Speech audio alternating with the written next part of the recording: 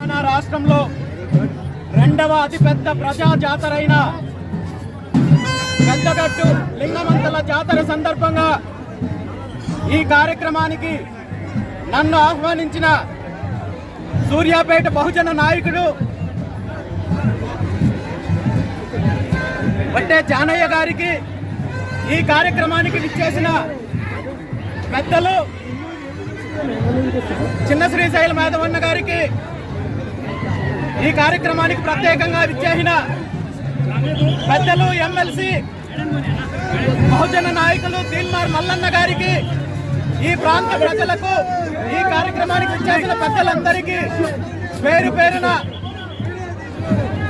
జాతర శుభాకాంక్షలు తెలియజేస్తూ ఆ స్వామి అమ్మవారి ఆశీస్సులు అందరికీ ఉండాలని, అందరికీ మంచి జరగాలని, ముఖ్యంగా తెలుగు రాష్ట్రాల్లో ప్రజలందరికీ మంచి జరిగి ఒక చైతన్యంతో, ఒక మార్పు ద్వారా ఏదైతే పోరాటం జరుగుతోందో, ఒక మార్పు కోసం ఏదైతే పోరాటం జరుగుతోందో, ఒక ఉద్యమం కోసం ఏదైతే పోరాటం జరుగుతుందో దానికి ఆ స్వామి అమ్మవార్ల ఆశీస్సులు ఉండాలని మనస్ఫూర్తిగా కోరుకుంటూ ఈ కార్యక్రమానికి నన్ను ఆహ్వానించిన పెద్దలందరికీ కూడా మరొకసారి ధన్యవాదాలు తెలియజేస్తూ సెలవు తీసుకుంటున్నాను. థ్యాంక్ యూ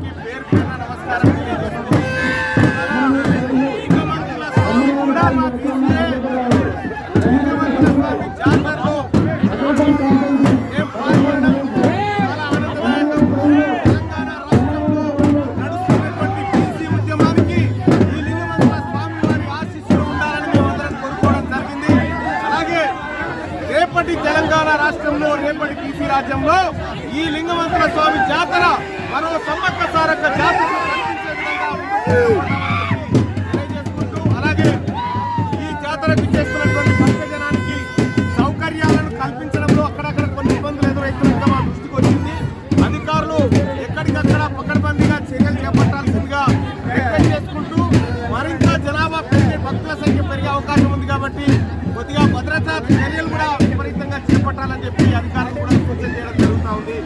జై ఓలింగా, జై లింగా. జాతీయ పండుగగా ఎప్పుడో గుర్తించబడాలి. భవిష్యత్తులో ఖచ్చితంగా మా రాజ్యంలో గుర్తింపు మాత్రం లింగమంతుల జాతర వచ్చే భక్తులకు అందరికీ స్వాగతం, సుస్వాగతం. ఈ యొక్క లింగమంతుడు అనే భగవంతుడు చాలా విశిష్ట గల భగవంతుడు. అమ్మవారు ఆకుమంచి, ఎలమంచి, చౌడలమ్మతోనే ఇక్కడ భగవంతుడు వెలిసిండు. మేడారం సమ్మక్క సారలమ్మ గాక ఎట్లా వేరే దగ్గర నుంచి దేవుడు ఎట్లా వస్తాడో ఇక్కడికి వేరే ఊరి నుంచి అంగరంగ వైభవంగా గొల్లవారి చేతులతో, వాళ్ళ డప్పు మూతలతోని, వాళ్ళ వాయిద్యాలతోని భగవంతుడు ఈ ఊరిలోకి, ఈ గుట్ట మీదకి దేవుడు వస్తాడు. ఇక్కడ 3 రోజులు జాతర జరుగుద్ది. యాదవులు పూజ గొల్లవారు, ఎర్రగొల్లవారు అని గొల్లవాళ్ళు చాలా రకాలు ఉంటారు. ఇందులోపల వాళ్ళు మందగంపని చెప్పి వాళ్ళ ఇంటి దగ్గర నుంచి తీస్తారు. సంవత్సరము మంచిగా ఉండాలి, మా గొర్రెలు గోదా అన్నీ బాగా పెరగాలని చెప్పేసి యాటను తీసుకొచ్చి కోసి భగవంతుని పూజ చేసుకొని పోతాం. మేము గిట అదే పని మీద ఈ దేవుని దగ్గరికి వచ్చాము. మేము 2 సంవత్సరాలకు ఒకసారి ఈ గుడి దగ్గరికి వస్తాము. మేము అనుకున్న పనులని మంచిగా భగవంతుడు మాకు మంచిగా చేస్తుండు.